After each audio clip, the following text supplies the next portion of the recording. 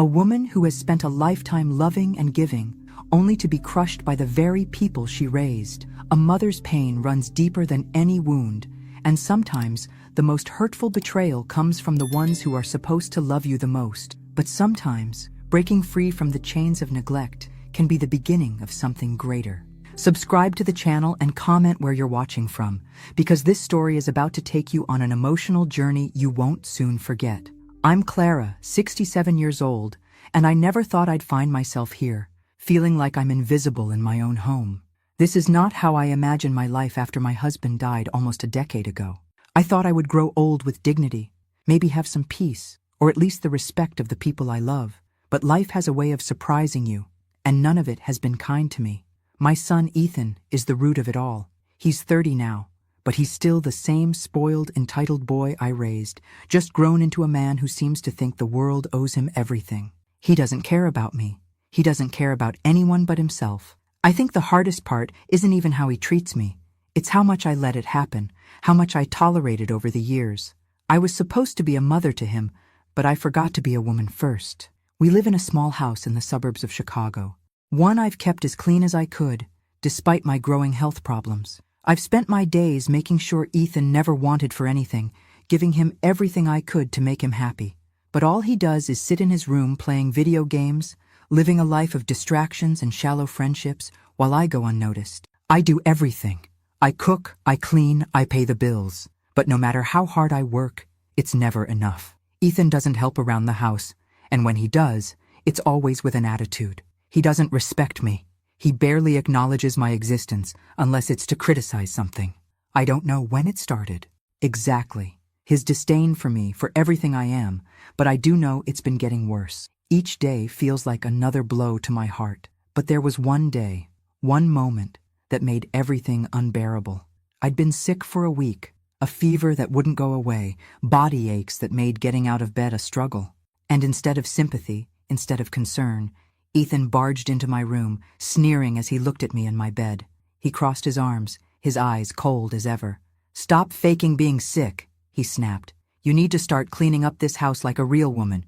You're getting lazy." His words hit me like a slap. But worse than that, it felt like a final insult to my very being. Here I was, a woman who had given everything for this child, a woman who had sacrificed everything for this family, and I was being told that I wasn't enough. Not even sick could I escape the role he had forced upon me.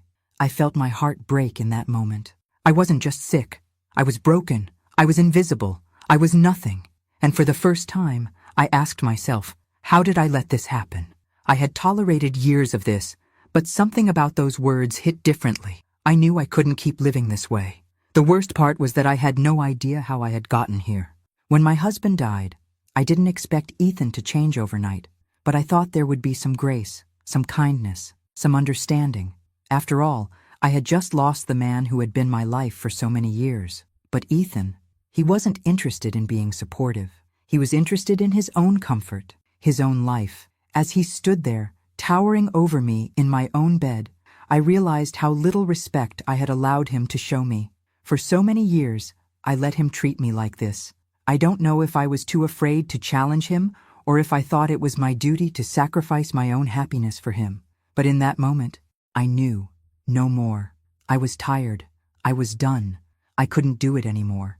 The anger swelled inside me, and for the first time in what felt like forever, I felt something other than sadness. It was rage. It was a fire that lit up every part of me. How dare he? How dare he treat me this way after everything I had done for him?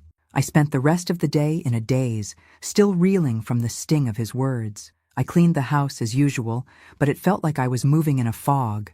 I felt numb to everything. And that night, as I lay in bed, I realized something. I had been living in a lie.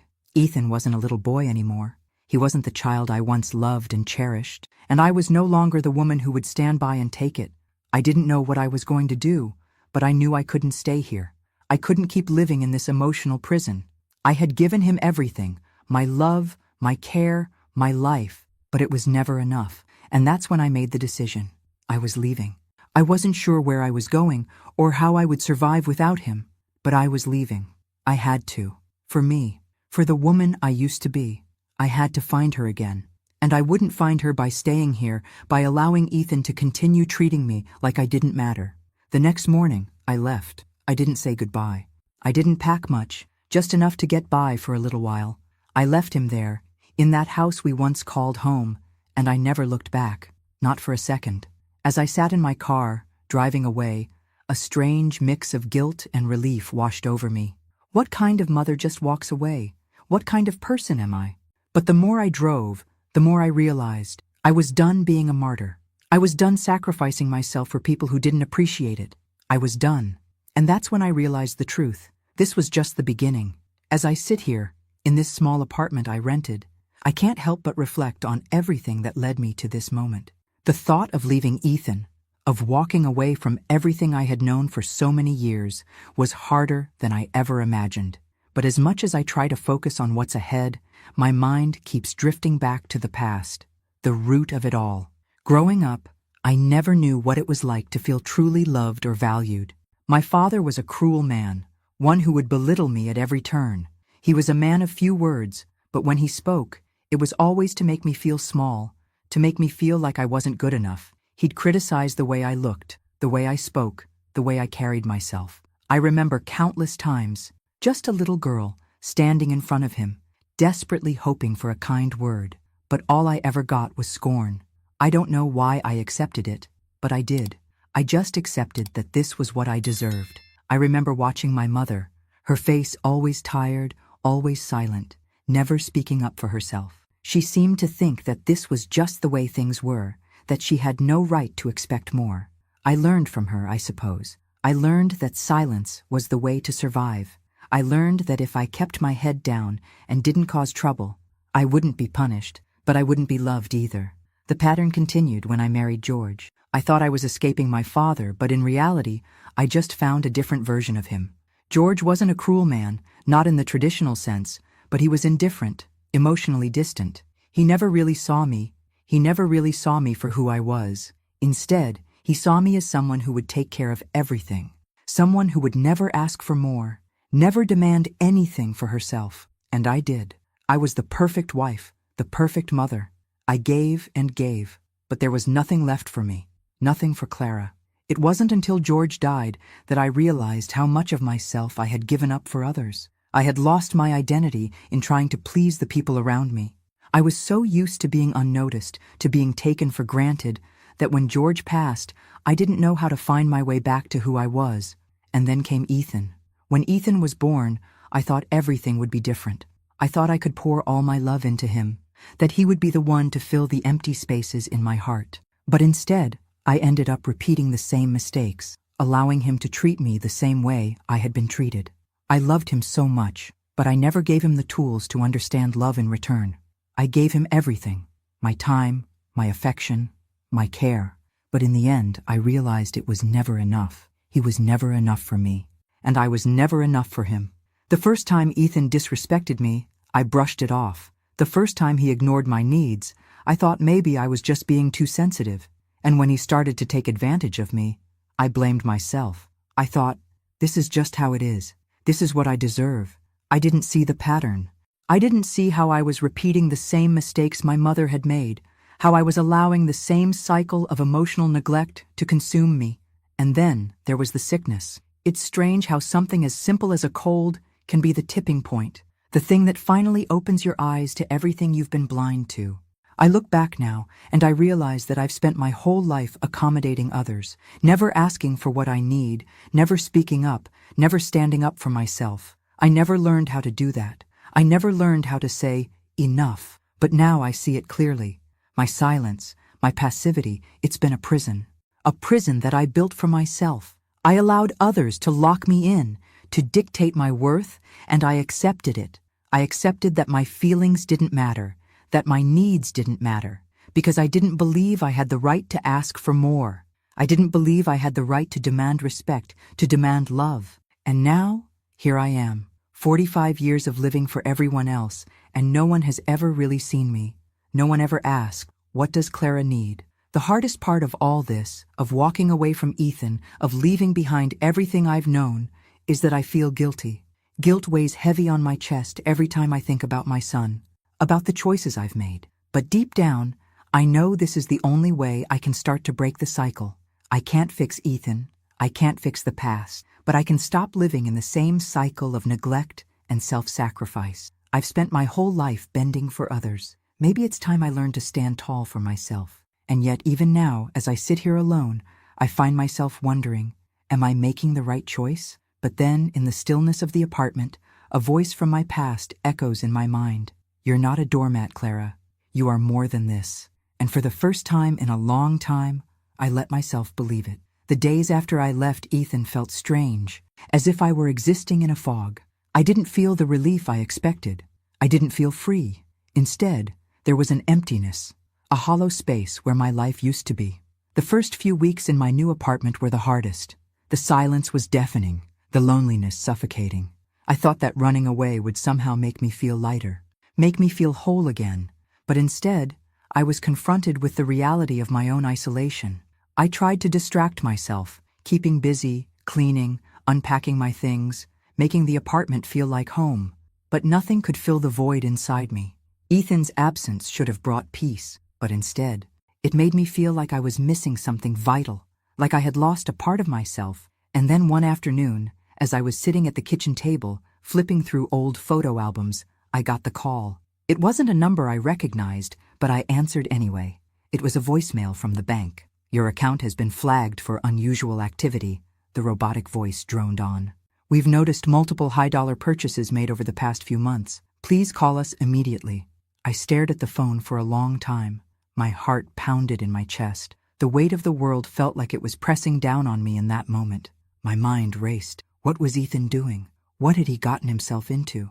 I called the bank right away. After a long, uncomfortable hold, a woman's voice came on the line. Ma'am, can you verify your identity? I did. I felt my hands trembling as she went through the details. And then, she dropped the bomb. Your son, Ethan, has been using your credit card for gambling and online purchases. He's made several large transactions, including buying gaming equipment. And there's also been a series of charges to a casino website. You've also made a number of withdrawals that have been flagged. I was stunned, speechless. My stomach churned, and a cold sweat broke out across my forehead. Ethan, my son, he'd been stealing from me. He had been using my money, the money I had worked so hard to save, to fuel his addiction. The realization hit me like a punch to the gut. I thought I knew him. I thought I understood him. But this was beyond anything I had imagined. I was devastated. The shock, the anger, the betrayal, it all crashed over me in waves. As the bank representative continued speaking, telling me what steps I needed to take to freeze the account, I could barely process her words. I could barely breathe. Ethan wasn't just selfish. He wasn't just lazy. He had crossed a line that, once crossed, could never be undone. I felt a deep pain, a wound in my chest that was so raw, so deep, I wasn't sure I could ever heal from it. My son, the child I had sacrificed so much for, had taken advantage of me in the worst way possible. He had stolen from me, not just my money, but my trust, my love, and my entire sense of security. The pain was unbearable, but in that moment, something inside me clicked. It was no longer about him. It was about me. I realized I had spent my entire life being a doormat, allowing others to walk all over me, to take what they wanted without ever considering what I needed. Ethan wasn't the first, and he wouldn't be the last, but I had the power to change that. I didn't want to live like this anymore. I didn't want to keep giving and giving until I had nothing left. I didn't want to be the person who kept hoping for a change that would never come. I had been so passive, so forgiving, for so long. But this time, it was different. This time, I was done. I took a deep breath and made a decision. I wasn't going to let him ruin me. I wasn't going to let him continue to break me down. The anger I had felt for so long, at him, at myself, was suddenly channeled into something else. I blocked Ethan's number, all of his social media accounts. I erased everything. I was cutting him out of my life completely. And then I packed a bag, just a small one, with enough for a few days. I didn't need much. I didn't need him anymore. I left that apartment with nothing but the clothes on my back and a heart full of rage, but also, strangely, a sense of liberation. I didn't know where I was going, but I didn't care. I just knew I couldn't stay there, not with the memory of Ethan's betrayal hanging over me.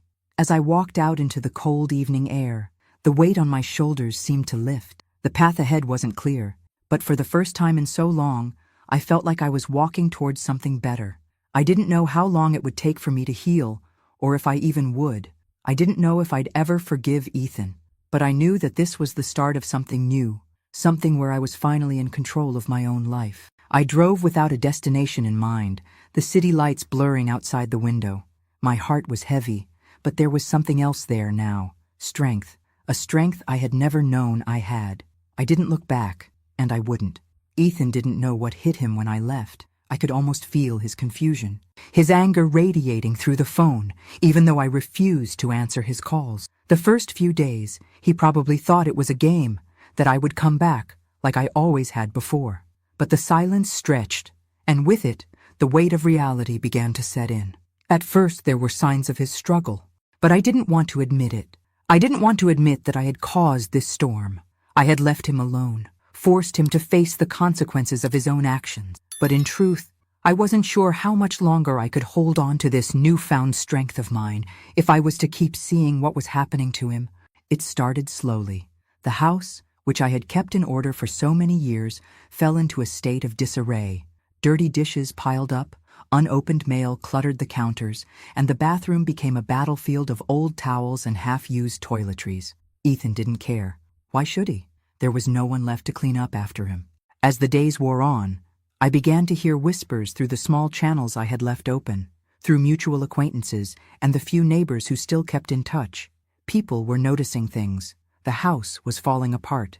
The yard, once meticulously tended to, now resembled a jungle. The utilities were going unpaid. And worst of all, Ethan's spending habits, which I had tried so hard to overlook, were now out in the open for everyone to see. The bills piled up like mountains of paper, and the bank came calling. They had given Ethan enough time to pay, but now the house was in danger. There was no one left to bail him out, no one to cover his mess. The reality of it all hit him harder than anything I had ever done. The house was no longer just a home. It was a prison, both physically and financially. I wanted to believe that Ethan would pull himself together, that maybe this was the wake-up call he needed. But I also knew, deep down, that I was fooling myself. This was the end of the line for him. He had no direction, no money, no support, and it was only a matter of time before the chaos he had created would catch up with him. As the bank began the legal process of taking back the house, Ethan became more desperate. He sold whatever he could find of value. The small things I had worked so hard to collect over the years, family heirlooms, furniture, even my old jewelry, everything that had once made our house a home, was now gone. I tried to tell myself that it was just stuff, that none of it mattered in the grand scheme of things. But it hurt. It hurt to know that Ethan had no respect for the sacrifices I had made. His addiction to gambling and online games was spiraling out of control. Every time I spoke to him, even in passing, there was a new excuse, a new justification for why he couldn't pay the bills, why he couldn't be responsible. He'd hide behind the same excuses I had heard so many times before. "I'll turn it around," he'd say, but his eyes always betrayed him. I could see the emptiness in them, the desperation. It was a slow, agonizing process, watching him lose everything. And yet, part of me knew he wasn't done yet. I couldn't help but wonder if I was too late. Was this really his rock bottom? Or was he still sinking? He would lie to everyone, pretend like he was fine, pretend like everything was normal. But I knew better. The friends he once hung out with were gone, no longer calling or stopping by. The walls of that once bustling house closed in on him, leaving only the noise of his own mistakes. And then, one day, he called me. The phone rang in the middle of a cold afternoon. I had just finished a cup of tea, the steam still rising from my mug, when I saw his name flash on the screen. My heart twisted. I almost didn't answer it, but I did. "Mom," his voice cracked. "I need you to come back. Please, I don't know what to do." For a moment, I just listened to him, his words coming in broken sobs, his voice almost unrecognizable. The boy I raised, the boy I once held in my arms, was gone. In his place was a broken man, one who had destroyed everything, including himself. "I can't help you anymore, Ethan," I said, my voice steady despite the tears I refused to let fall. "I can't keep doing this. You have to fix this on your own." His response was a long silence, then a bitter laugh. "Yeah, well, thanks for nothing, Mom. You just left me here to rot. I heard the anger in his voice. But there was something else too. Fear. A fear I hadn't heard before. He wasn't angry at me anymore. He was angry at himself. The call ended abruptly. I didn't know if he would try again, but I knew I had made the right decision. I wasn't going to enable him anymore. I wasn't going to fall back into the same old cycle of rescuing him. Ethan was sinking fast, deeper into his own abyss. I could feel it. He was spiraling, and there was nothing left to hold on to. The pain I had felt in the beginning, the deep ache of leaving him behind, was still there, but now it was joined by something else. The certainty that, for him to ever change, he needed to hit rock bottom first. He needed to face the consequences of his actions. He needed to see just how far down he had gone before he could find a way out. I wasn't going to save him anymore, and it hurt more than I ever imagined. But maybe, just maybe, this was the only way to help him. Months had passed since I left Ethan. Each day without him was a new challenge, but also a new step toward reclaiming my life. The apartment, once filled with the sharp edges of emptiness, had started to feel like a place I could truly call my own. I learned to appreciate the silence, to enjoy moments of solitude that once terrified me. My life was no longer a constant stream of obligations to others, and I began to heal in ways I never thought possible. But even in my new world, the shadow of Ethan loomed large. I had made the decision to step away from him, not out of hatred, but because I knew that was the only way he could ever find the strength to stand on his own 2 feet. Or so I told myself. Then, one afternoon, the letter came. It was an envelope from the bank, stiff and cold, its contents suffocating in their finality. The words leapt off the page, as if mocking me. Notice of foreclosure. I read it 3 times, my hands trembling. My mind refused to comprehend what was in front of me. But the message was clear. The house, the home I had spent so many years nurturing, the place that had once held so much life, was about to be taken away. The reason? Ethan's failure to pay the bills, his inability, or perhaps his refusal, to take responsibility for anything in his life. I didn't know if I was more devastated by the fact that Ethan had let it all slip away, or by the realization that I had allowed him to get this far. The house was at risk of foreclosure, and that letter was just the beginning. If nothing changed, everything we had built together, the life I thought we could salvage, was gone. The truth hit me like a ton of bricks. Ethan had no one to help him now. He had pushed away all the people who cared. He had isolated himself in his own destructive world. And I was the only one left who could do anything about it. But could I even do anything at this point? Was there anything left to save? For the first time in months, I felt the weight of all the decisions I had made. I was angry. Angry at Ethan for being so reckless. Angry at myself for letting it go this far. Angry at the life that had led me down this path. But amidst that anger, a pang of guilt twisted in my chest. I couldn't deny it any longer. I still loved him, despite everything. He was my son, and the thought of him losing everything he had left made my heart ache in a way I couldn't ignore. The days that followed were filled with a frantic energy I couldn't shake. I contacted the bank, trying to figure out if there was any way to stall the foreclosure, but it was clear that time was running out. Each call I made felt like a desperate grasp at something that was already slipping through my fingers. But then, one evening, as I sat alone in my apartment, I felt a sudden, overwhelming need to go back. I had made my decision. I couldn't let him fall into the abyss alone. I would return. The thought hit me out of nowhere, almost like an impulse. There was no real logic to it, nothing that made sense other than the deep, burning compulsion I felt in my chest. It was as if a part of me had always known that this wasn't over, that I couldn't walk away from Ethan forever. It was time to do what I should have done long ago, show him what it meant to be truly loved, even if it had to be tough love, even if it meant that I would be hurt again. Because this time, I wasn't going back to save him from the consequences of his actions. I was going back to give him one last chance to save himself. I packed a bag, much lighter this time, knowing it wasn't about me anymore. It was about him. I took a deep breath before leaving the apartment. I wasn't sure what to expect, or if anything would change, but I knew one thing. I couldn't sit back and watch my son lose everything. Not when I still had the power to help him find his way out of the mess he had made. The drive back to the house was long and silent, the roads familiar, but the situation so different from the last time I had left. I couldn't stop the thoughts that plagued my mind. Was I making a mistake? Was I just enabling him again? But deep down, I knew I had to do this. I had to face him. I had to be there for him, even if it meant setting aside my own pain. When I pulled up to the house, my heart sank. The yard was overgrown, the mailbox had fallen over, and the windows were dark, as if the house itself had given up. I had spent years making this place a home, pouring love and care into it, and now it seemed as though everything had withered away. I knocked on the door, and the sound echoed into the empty space. There was no answer, so I turned the handle. The door creaked open, and the smell of neglect hit me immediately.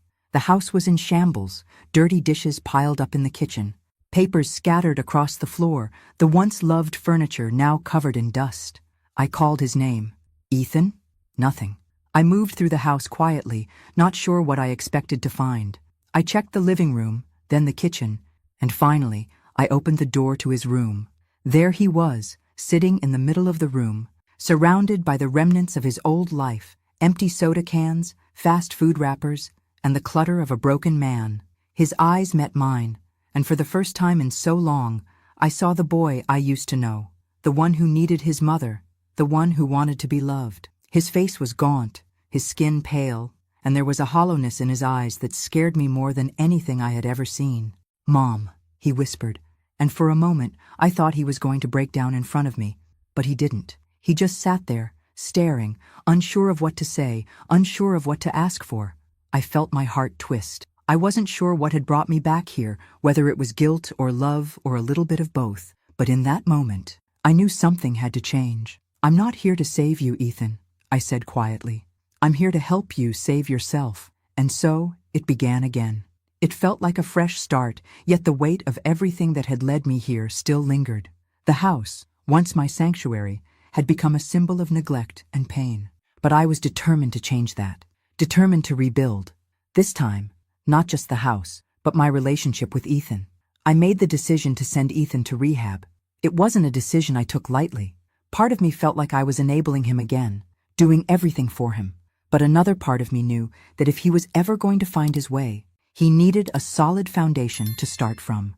He had to be in a place where he could face his demons and start working through them, free from the distractions of his old life. It was hard to let go, hard to watch him walk out of the door, knowing that he was still so broken, still so lost, but I did it. But I signed the papers, I made the calls, and I sent him off to a place where he could get the help he desperately needed.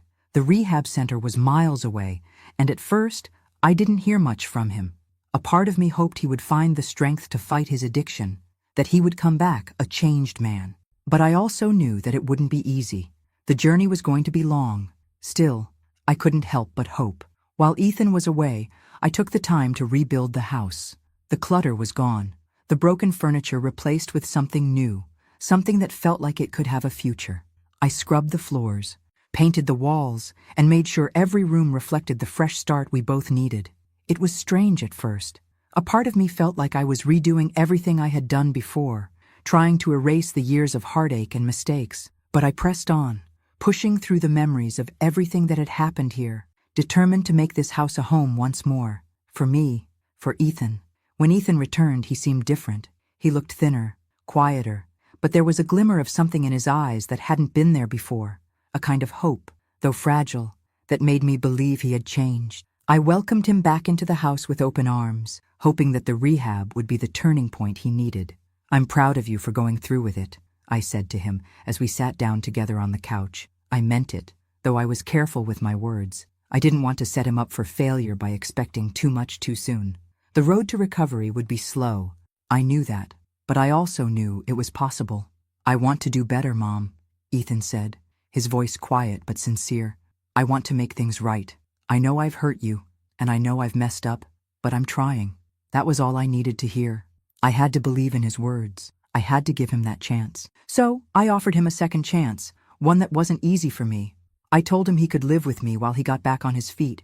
He could stay as long as he needed, but there were rules, clear boundaries. No more lying, no more excuses. He had to show me, through his actions, that he was committed to changing. At first, things went well. Ethan seemed more motivated. He attended his therapy sessions regularly. He worked on rebuilding his relationship with me. and for a while I believed that this time was different. I felt a sense of relief, even a sense of joy, that we were finally moving in the right direction. But then, slowly, the cracks began to show. It started with small things, ignoring my requests, missing therapy appointments, and making excuses when he didn't do the things he said he would. He'd spend hours locked away in his room, the glow of his computer screen casting shadows across his face. He was drifting back into his old habits, the ones he had before rehab, the ones that had caused all the pain. I tried to confront him about it, gently at first. "Ethan, you're not keeping your commitments. We agreed on this, remember?" But he just shrugged. "I'm not a kid anymore, Mom. You don't need to treat me like one." The words stung, but I tried to stay calm. "I'm not trying to treat you like a child. I just want you to take responsibility for your actions. We both need to do this together." But each conversation ended the same way. Him retreating, me growing more frustrated. The cycle I had worked so hard to break was starting to repeat itself. One night, I found him in the kitchen, staring at his phone, a slight tremble in his hands. He wasn't gambling, not in the traditional sense, but I could tell he was slipping. He was isolating himself again, getting lost in his own world. "Ethan," I said, my voice softer now, "you promised me you were going to stay clean." "This isn't the way." He turned to face me, his eyes hardening. "Stop controlling me, Mom. I can't live under your thumb forever. I'm trying, okay? I'm doing the best I can." His words were a slap to my face. It felt like a punch to my gut. After everything, after all the sacrifices I had made, this was what I got in return? I took a step back, swallowing the anger that threatened to spill over. "You need to stop making excuses. You're not the only one fighting this. I'm here, trying to help you, but I can't do it for you." He didn't say anything else. He just turned away from me, retreating into his room again. I stood there, helpless, watching him slip away, knowing that there was nothing more I could do. I had given him everything I had, but Ethan wasn't ready. I had hoped for change. I had hoped that rehab would be the turning point. But the old Ethan, the one who had abandoned me, who had manipulated me, who had turned his back on everyone who loved him, was still there. And once again, I was left standing on the edge, wondering if he would ever be able to see the life I had been trying to offer him, or if he would be lost to his own demons forever. The house had begun to feel suffocating once again. The walls, once scrubbed and fresh with the hope of a new beginning, were closing in on me. Every corner, every room, seemed to carry the echoes of the person I once thought my son could be. And yet, day by day, I was confronted with the painful truth that the person who stood before me now wasn't the Ethan I had raised, wasn't the Ethan I had hoped would emerge from the wreckage of his past. It was subtle at first, small things I could overlook, missed therapy sessions, unexplained absences, hours spent behind closed doors. But one evening, the truth hit me like a slap across the face, undeniable and harsh. I found a receipt in the trash, buried beneath a pile of takeout boxes. At first, I thought it was a mistake. I didn't want to believe it. But when I looked closer, my heart sank. It was for a purchase, a significant amount of money, at an online gambling site. And right below that receipt was the confirmation of a recent withdrawal from his account. I felt the blood drain from my face. The horror, the shame, the overwhelming feeling of betrayal, it all rushed through me in a tidal wave. Ethan was back in the grip of his addiction. He hadn't just slipped. He had fallen headfirst into the same abyss he had crawled out of before, and I had been too blind to see it. I went to his room, my heart hammering in my chest. When I opened the door, I found him hunched over his computer, the glow of the screen lighting up his face in an eerie, hollow way. He didn't even look up when I entered. His fingers clicked away furiously at the keys, as if he didn't have a care in the world. But I knew better now. I knew exactly what he was doing. "Ethan," I said, my voice barely above a whisper, "what is this? I saw the receipt. Are you gambling again? After everything? After rehab?" He didn't flinch, didn't even stop what he was doing. His eyes were glued to the screen, his face as cold and distant as it had ever been. "I'm fine, Mom. Just leave me alone. I'm not doing anything wrong." The words came out sharp, dismissive, like a slap. His tone was the same one he'd used so many times before, the one that shut me out, made me feel invisible, the same one that had built the walls between us. "No, Ethan," I said, trying to hold on to my composure. "You're not fine. You're not fine at all. You promised me you'd change, and now I find out that you're right back where you were before. I can't be part of this anymore." The anger in me surged, but so did the sadness. I had hoped, prayed even, that this time would be different, that the Ethan I had seen in rehab, the one who seemed like he was really trying, would finally break free from the cycle. But it wasn't enough, and now, here I was, facing the cold, hard reality. Ethan wasn't ready. He wasn't ready to change. He turned to me then, his eyes filled with the same empty defiance I had seen before. "Don't act like you're some kind of saint." "Mom," he sneered, "you didn't do anything to help me. You just abandoned me when things got hard. You think you can just come in here, tell me what to do, and fix everything? It doesn't work like that." I felt the sting of his words, the cruel accusations that cut deep, but I knew what he said wasn't the truth. I had tried to help him. I had done everything I could, and still, it wasn't enough. Nothing was ever enough. I looked at him, really looked at him, and realized something that hurt more than any word he could say. Ethan wasn't the person I had hoped for anymore. He wasn't the child I had raised. And it wasn't because of anything I had done wrong. He had chosen this path. He had chosen to stay in his addiction, to run from the pain instead of facing it. The realization hit me like a tidal wave. I could no longer live in the same house with a son who refused to respect me. I could no longer bear the constant barrage of disrespect, the manipulation, the lies. I couldn't keep enabling his self-destructive behavior. I couldn't keep being part of this toxic cycle. The pain was unbearable. A mother should never have to make a decision like this. But in that moment, with all my love for him still in my heart, I knew what had to be done. "I can't do this anymore, Ethan," I whispered, the words feeling like a weight that I could barely carry. "I've given you everything I have, but I can't keep letting you destroy yourself, and I can't let you drag me down with you. You need to find your own way." His face twisted in anger, his lips curling into a snarl. "So what? You're just going to walk away? Is that it?" I shook my head, feeling the tears sting my eyes. "I'm not walking away from you, Ethan. I'm walking away from this life we've built together because I refuse to be part of your destruction anymore.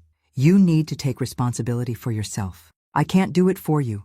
The finality of those words broke something inside me. The hardest thing I had ever done was walk out of that room and out of his life. But I had no choice. He wasn't ready to change, and I had spent my whole life being dragged along, trying to fix someone who didn't want to be fixed. I had done everything I could, and now it was time to let go. As I closed the door behind me, the weight in my chest was unbearable. But there was something else, something I hadn't felt in years, a strength, a clarity that I hadn't known I had.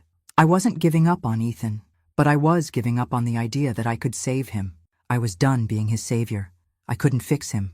I couldn't fix the years of damage, but I could fix myself. I could stop the cycle, stop letting myself be dragged into the chaos, stop allowing his addiction to dictate my life. And for the first time in a long time, I felt the stirrings of freedom. The nights were the hardest. It wasn't the cold that cut through his bones, though that too gnawed at him like an incessant reminder of how far he had fallen. No, it was the silence, the deep, suffocating silence that surrounded him wherever he went. The streets weren't just cold and lonely, they were unforgiving. Every corner he turned, every shadow he passed, reminded him that he was nothing, just another face in the crowd of broken people, another soul lost to the chaos he had created. Ethan had never known what real loneliness was until now. As he wandered the streets, his once proud and unbothered demeanor shattered like glass. There was no more running from himself, no more pretending that everything was fine. The mask was gone, and all that was left was a young man, desperate for a way out, but too far gone to find the door. He had spent the first few nights crashing on benches or in abandoned buildings, the concrete a cold substitute for the comfort of home. The longer he stayed out there, the harder it became to keep his head above water. His addiction clawed at him relentlessly, pulling him deeper into the pit. The drugs, the gambling, the fleeting highs, they were all that kept him from drowning completely. Each fix was a small escape from the overwhelming shame that filled his chest. But it was never enough. His money was running out, just like the few friends he had left. The people who had once been his crew were now as distant as the stars, no longer answering his calls, no longer interested in his hollow promises of change. Ethan's pride, once his shield against the world, was now his cage. He refused to reach out to anyone, especially not his mother. He had burned that bridge too many times, and the fear of admitting he was wrong, of needing her again, felt worse than the isolation. He missed her. God, how he missed her. The ache in his chest was unbearable. Clara had always been there for him, even when he didn't deserve it. She had tried to save him, to guide him, but he had pushed her away, making excuses, lying, and pushing her to the edge until she couldn't take it anymore. Now, it was too late. He knew that. He knew he had broken her, had broken the one person who had truly cared about him. And that realization, more than anything, felt like a dagger to his heart. But he couldn't let himself need her. He couldn't let himself be that weak. Every time he thought about calling her, about asking her for help, his pride screamed at him to stop. "You're not a kid anymore," he'd tell himself, the same words he had used to push her away. "You can handle this yourself." But he couldn't. He couldn't handle anything anymore. The days blurred into one another, a never-ending cycle of desperate attempts to numb the pain. Each morning, he woke up on the cold concrete, his body aching, his mind foggy from the last night's highs. He had nothing left, not even the faintest glimmer of hope that he could ever climb out of the mess he had made.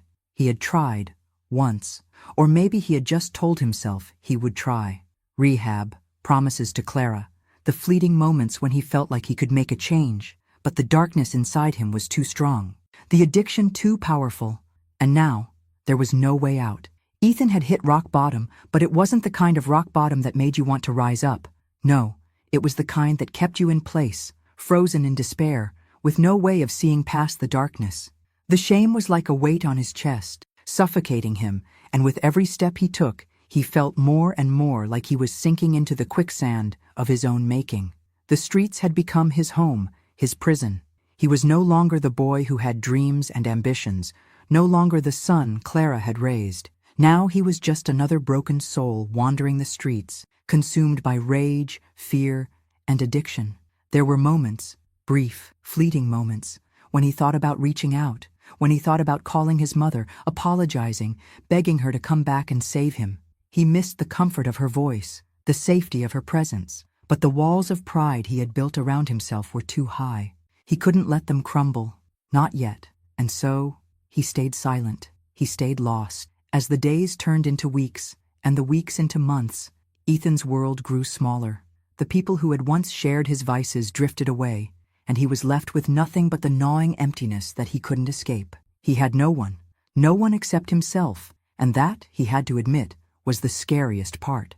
Deep down, he knew something had to change, but in the suffocating silence of the streets, Ethan had no idea how to begin. The desperation, the fear, the guilt, they all melded together, and the crushing weight of them all was enough to keep him paralyzed. He had made too many mistakes, hurt too many people, and now it seemed like there was no way out. But in those rare moments of clarity, when the fog of addiction lifted just enough, he would remember Clara. He would remember the warmth of her embrace, the love in her eyes, and the life they had once shared. And for a brief, impossible moment, he wondered if there was any way back to that life. But pride wouldn't let him ask for help, and fear kept him from believing it was even possible. So, he kept walking in the dark, hoping that one day, somehow, he would find a way to turn his life around. But the road ahead seemed endless, and the distance between him and the person he used to be, between him and the person his mother had always believed he could be, felt like a chasm he could never cross. It had been months since I walked away, but even now, the absence of Ethan haunted me in ways I couldn't quite put into words. The silence in my apartment felt heavier than any sound. I had gotten used to being alone, to having my own space, my own time. But in the quiet moments, when I allowed myself to really think, there was always a shadow, a memory of the son I had loved, the son I had tried to save, and the son who had broken my heart over and over again. I had worked hard to create a life for myself here, far from the chaos of my old home, far from the constant anxiety of Ethan's struggles. I found comfort in the simplicity of my days, reading, tending to my small garden, even taking long walks around the neighborhood. But despite all the things I had gained in my solitude, there was a gnawing emptiness that wouldn't go away. I couldn't stop thinking about him. I thought the pain would fade. I thought that by distancing myself, I could protect myself from the relentless ache of wanting to help him, of feeling responsible for him. But it didn't work that way. No amount of distance, no amount of self-care could quiet the part of me that was still a mother who, no matter how many times she was hurt, could never stop caring. The love I had for Ethan was still there, buried under the weight of all the mistakes, but it was undeniable. I missed him more than I ever expected, ever. I missed his laughter, the way he would talk about his dreams, even though they seemed so far-fetched. I missed being his safe place, the one he could always come to when the world felt too big. And I missed the boy I knew he could be, the boy I had raised with so much hope and love. I tried not to think about how he was doing. I tried to bury the thought of him in the streets, alone, struggling. But no matter how much I tried, the thought wouldn't go away. I could feel the weight of his absence like a constant ache, a reminder that something was broken, and that despite everything, I wasn't ready to let go. I had spent so many years tolerating disrespect, lying to myself, and convincing myself that if I just loved him more, tried harder, things would get better. I had bent so far that I almost lost myself in the process, but now I understood something I hadn't before. Love was not enough if the other person wasn't willing to meet you halfway. I had learned that the hard way. But I had also learned that love, even from a distance, could still be powerful. It could still drive change if I was willing to let it. I sat on my couch one night, staring at the empty space where he used to sit, the place where I used to wait for him to come home. My heart was heavy with the memories of everything we had been through. He had caused me pain, yes, but there was a deeper truth I couldn't ignore. I still loved him. The fact that he had hurt me so much didn't change that. The fact that I had walked away didn't erase the years of sacrifice, the years of trying to give him everything I had. He was still my son, and no matter how far he had fallen, no matter how many times he had disappointed me, that truth would never change. As I sat there, the weight of my thoughts pressing down on me, something inside me shifted. I knew I couldn't keep living like this. I couldn't keep pretending that I was okay, pretending that I had no desire to help him. I had made my peace with the fact that I couldn't save him, that he had to want to change for himself, but I also knew, deep down, that I had to be there for him, that I couldn't let him slip through my fingers without trying one last time. I couldn't fix him, but maybe, just maybe, I could help him find his way. So, I made the decision. I would go to him. I would find him wherever he was and give him one last chance. This time, it would be different. I wouldn't be the same desperate, self-sacrificing woman I had been before. This time, I would go in with eyes wide open. I would be firm but compassionate. But I would hold the boundaries I had set, but I would show him the love he needed, the love he had never truly known how to accept. I would not let him destroy himself. I would not let him stay lost. The next morning, I packed a small bag, not sure what I would find, not sure if he would even want to see me. I didn't know where he was, but I would search for him. I would do whatever it took to bring him back, not to the life I wanted for him, but to a place where he could finally find peace with himself. And so, I set out on a journey I had been avoiding for so long, a journey that would require not just my love, but my strength. This time, I wasn't going to fall into the trap of rescuing him from everything. I wasn't going to do the hard work for him, but I would walk beside him, patiently, with a heart full of hope and the wisdom of everything I had learned. It wouldn't be easy.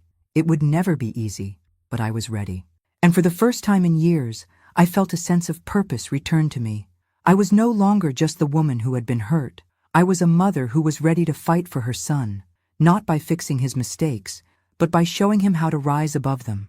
I didn't know what the future would hold, but I knew one thing for sure. Ethan deserved one more chance, and I was going to make sure he had it. It was a strange thing, bringing Ethan back into my life after everything we'd been through. The house felt quieter somehow, emptier, like it was holding its breath, unsure of what was to come. I didn't know what to expect. Would he be different this time? Or would I find myself back where I started, lost in the same cycle of disappointment and hurt? But I couldn't turn my back on him. I had made that decision already, and there was no turning back. The hardest part wasn't bringing him back into my home. It was allowing myself to believe that he could change, that after everything he had done, He could still be the person I had once hoped he would become. The first few days were uncomfortable. Ethan was withdrawn, barely speaking, his eyes dark with shame and fear. I could tell he wasn't sure how to start again, how to fix what he had broken. I wasn't sure either. But I knew I had to be patient. I couldn't rush him. I couldn't fix him overnight. The road ahead was going to be long, and we both knew it. We sat down that first night, just the two of us, at the kitchen table. I could feel the weight of the silence between us, thick and suffocating, but I had to break it. I had to set the tone for what was to come. "Ethan," I said, my voice steady but soft, "I'm not going to rescue you. I'm not going to fix your mistakes, and I won't cover for you. But I will walk beside you if you're willing to do the work, if you're willing to fight for yourself." His eyes flickered with something I couldn't quite place. Maybe it was fear, maybe it was shame, or maybe, just maybe, it was the flicker of hope, the hope that he could still change, that he could still be the person I had believed in all those years ago. "I don't know if I can do this, Mom," he whispered, his voice raw. "I don't know if I'm strong enough." "I believe you are," I said, my heart aching at the vulnerability in his voice. "But I need you to believe it too. This won't be easy. It'll be the hardest thing you've ever done, but it's the only way." We both sat there, a fragile understanding hanging in the air. I had set the boundaries. No more lies, no more excuses, no more toxic behavior. But I also made a promise to him. I would be there.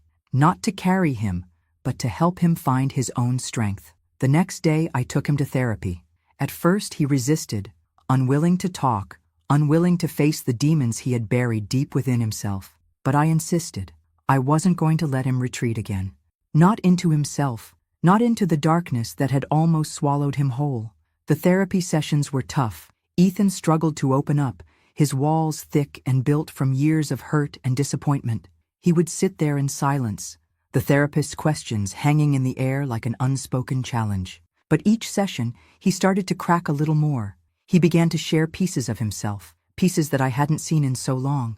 I could tell it wasn't easy for him, that he was fighting against the urge to shut down, to hide. But he was trying, and that was all I could ask for. Alongside therapy, I encouraged him to attend church with me. I wasn't sure if he would go for it, if he would resist, but surprisingly, he didn't fight me on it. Maybe it was because he didn't know where else to turn, or maybe it was because he was searching for something he couldn't name. We started going every Sunday, sitting in the back row, and for the first time in a long time, I saw a flicker of peace in his eyes. The sermons were simple, but they seemed to resonate with him, with both of us. For once, we weren't just living in the chaos. We were trying to heal, trying to find something greater than ourselves to hold on to. The change wasn't immediate. There were days when I wanted to give up, days when I felt like we were moving backward instead of forward. But over time, Ethan started to show small signs of recovery. He began to open up more, to speak more honestly about his struggles, his fears, and the pain he had been running from for so long. He stopped hiding behind the excuses and began to take responsibility for his actions, for the hurt he had caused me and himself. He still struggled with his addiction, still fought the temptation to fall back into the old habits. But there were fewer nights spent locked away in his room, fewer days spent glued to the computer screen. Slowly, the distance between us began to shrink. He would help me with chores around the house, would offer to make dinner, would ask about my day. The boy who once refused to acknowledge me was starting to come back, piece by piece. But it wasn't just his behavior that was changing. It was the way he saw me. For the first time, I could see him beginning to understand the depth of the pain I had endured, the sacrifices I had made. One night, as we sat on the porch together, he turned to me with a quiet, hesitant voice. "I'm sorry, Mom," he said, his eyes downcast, "for everything, for the things I said, for the things I did. I didn't realize how much I hurt you. You didn't deserve any of it." The words were simple, but they hit me harder than anything he had ever said before. I knew it wasn't easy for him to say them, and I knew it wasn't a complete fix, but it was a start. It was the first time I heard him acknowledge my pain, the first time I saw him not just as a son, but as a man who understood the consequences of his actions. I didn't say anything at first. I just sat there, watching the sun dip below the horizon, feeling the weight of everything that had happened between us. But I knew, in that moment, that this was the beginning of something real. Ethan was still in the process of rebuilding himself, and so was I. But for the first time in a long time, I believed that it was possible. It wasn't a fairy tale. It wasn't a perfect recovery, but it was progress. And sometimes, progress was all you could ask for. "I'm proud of you," I finally said, my voice thick with emotion. "But don't stop now. You've got a long road ahead of you, but I'll be here, every step of the way." And for the first time in what felt like forever, I felt hopeful. Hopeful that maybe, just maybe, we could rebuild our lives together. The progress had been slow, painful, and at times, almost imperceptible. But it was there. I saw it. Ethan was trying, and that was enough to keep me fighting, even on the days when my hope felt threadbare. His recovery wasn't linear. It wasn't as simple as a few therapy sessions, a couple of church visits, and everything being miraculously fixed. It wasn't that easy, but he had taken steps, and I was learning to trust that he could continue walking forward, no matter how many times he stumbled. But then, the old demons returned. It started with small things, slips in his behavior that I had hoped were behind us. A missed therapy session here, a late-night gaming binge there. Nothing too dramatic at first, nothing that seemed out of the ordinary. But as the weeks passed, the cracks began to widen. Ethan began to withdraw again, locking himself in his room more often, spending long hours in front of his computer screen. I could see the tension in his face, hear the thinly veiled excuses in his voice whenever I asked if he was okay. And then, one evening, the truth hit me like a freight train. I had gone out for a walk, needing some space, needing to clear my head after a long day of work. When I returned home, I found him sitting on the couch, his eyes bloodshot, his fingers twitching. The room smelled faintly of alcohol, and there was a subtle, yet unmistakable change in the air. "Ethan," I said, my heart racing, "what's going on?" He looked at me, his gaze hollow. He didn't speak at first, just stared at the floor. But the shame was clear. His shoulders were hunched, as if carrying a weight too heavy for him to bear. I messed up, Mom," he said finally, his voice quiet, almost a whisper. I thought I could control it, but I can't. My breath caught in my throat. This was the moment I had feared, the moment where everything felt like it was slipping away again, the moment when I had to face the reality that no matter how much I wanted to believe in his recovery, no matter how much I wanted to trust him, there would be setbacks, there would be times when he failed. "Ethan," I said, my voice trembling, "do you understand what this means? Do you understand how far you've come, and how far you've just fallen?" He nodded, but the emptiness in his eyes told me that the shame wasn't enough to snap him out of it. He didn't have the strength yet, and as much as I wanted to scream, as much as I wanted to give up, I knew that this was the final test. This was the moment where everything he had worked for, everything we had worked for, would be put to the test. I sat down next to him, trying to steady my racing heart. The old patterns, the ones that had destroyed everything we once had, threatened to consume me again. I felt the anger bubbling up inside me, the anger that he had betrayed my trust again, the anger that after everything, he was still running from his problems instead of facing them. But then I remembered something that I had nearly forgotten in my frustration. Ethan was still my son, the same boy who used to sit on my lap, laughing and playing, the same boy I had held close in my arms, the same boy I had once been proud of, the boy I had to save. "Ethan," I said, my voice softening, "I'm not going to give up on you, but you have to do the work. This is your fight, not mine.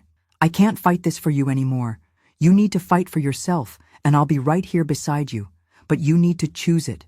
You need to choose to face the pain, instead of running from it." Tears welled up in his eyes, and I could see the battle raging within him. He wanted to change, but he was still so lost in his pain. He wanted to be better, but he was terrified of the journey it would take to get there. "I don't know how to fix this," he whispered, his voice cracking. "I don't know how to fix me."